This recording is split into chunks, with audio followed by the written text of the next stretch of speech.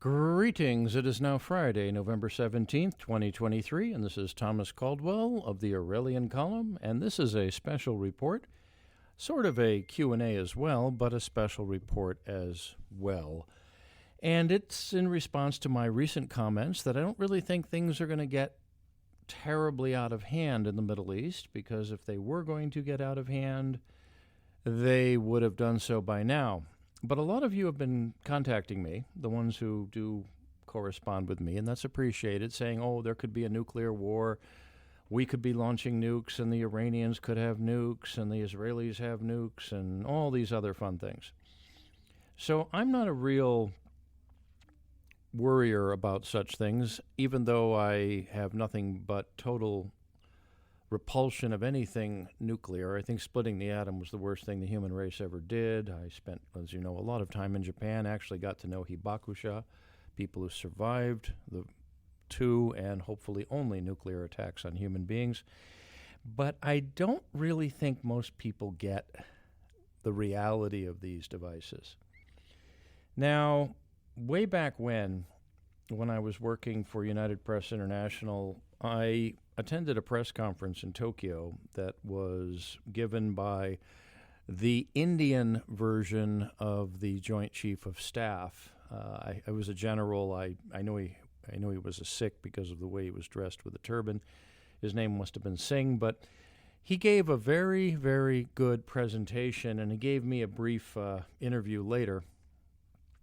And he pointed something out about nuclear weapons, because back then there was some conflict with Pakistan, and he was asked how many nuclear weapons they had, and he didn't, of course, say. But he did point something out that's very, very important, which is why the likelihood of nuclear weapons ever being used, unless they've been used first by someone else, is remarkably small. And the general pointed this out to me. He said, people fail to realize that nuclear weapons are not weapons in the traditional sense of the word.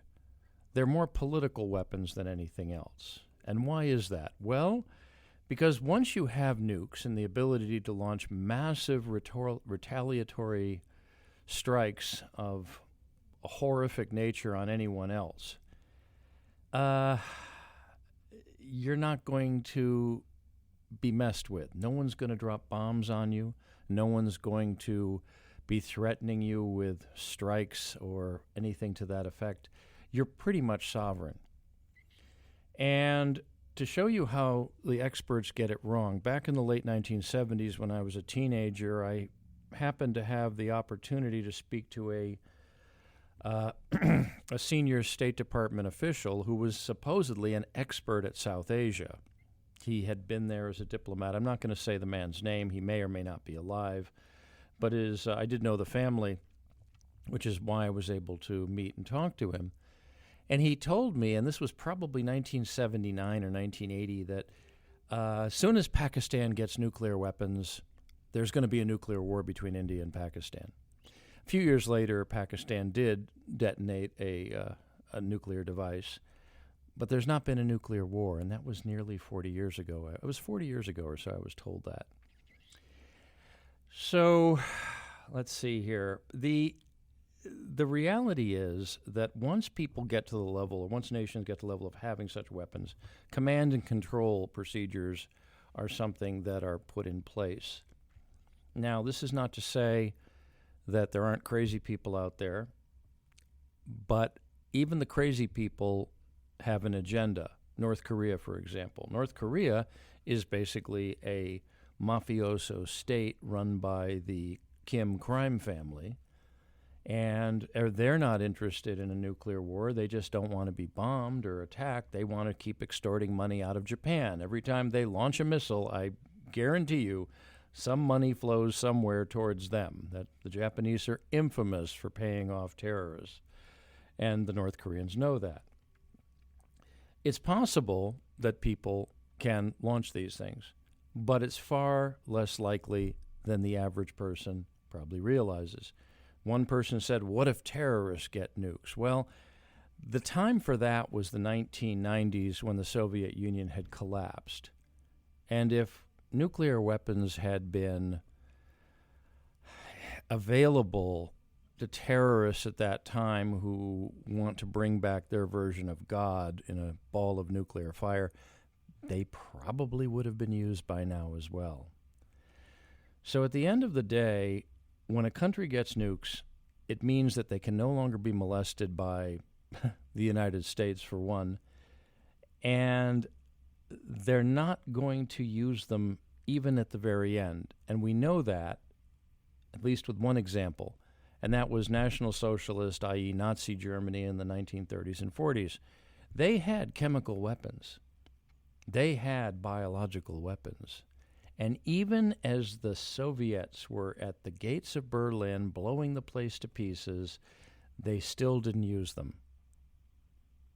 Okay, that should tell you something right there. Even regimes that were supposedly as insane as Nazis were, or were as in, or as it was, and near the end they were really nasty.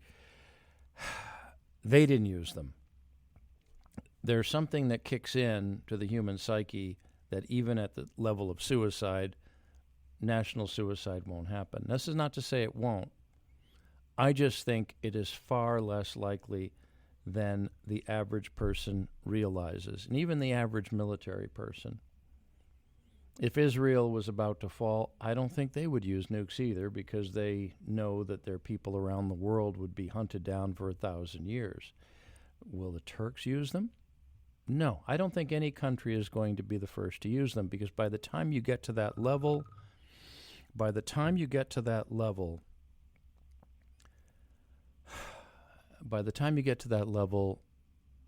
there's going to be safeguards in place that will drastically limit the possibility of it happening.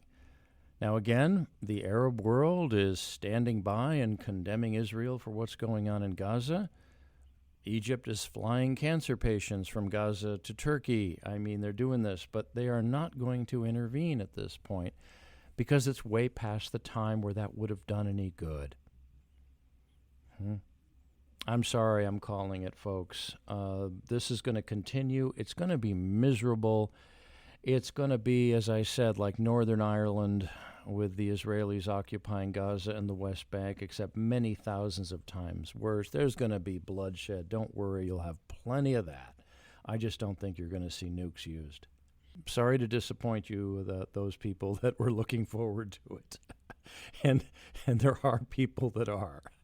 Whether it be those that don't want to pay their phone bill next month or those that think Jesus is coming back with a ball of nuclear fire. Sorry, I don't think it's going to occur. Anyways, I'll be around Monday to do another report. I'm still in setup mode and still moving around. You'd notice there is a better sound quality today, although there is some background noise. I'm sorry about that. If you like what you hear, if you want to support my work in this department, please like and subscribe. Tell your friends. Pass on the links. Consider a paid donation, a paid subscription. And let me know what you think. It's appreciated. Anyways, I want to thank you for tuning in today, for listening, and for those of you supporting me, your support. Take care. Be good. Be safe. And good day.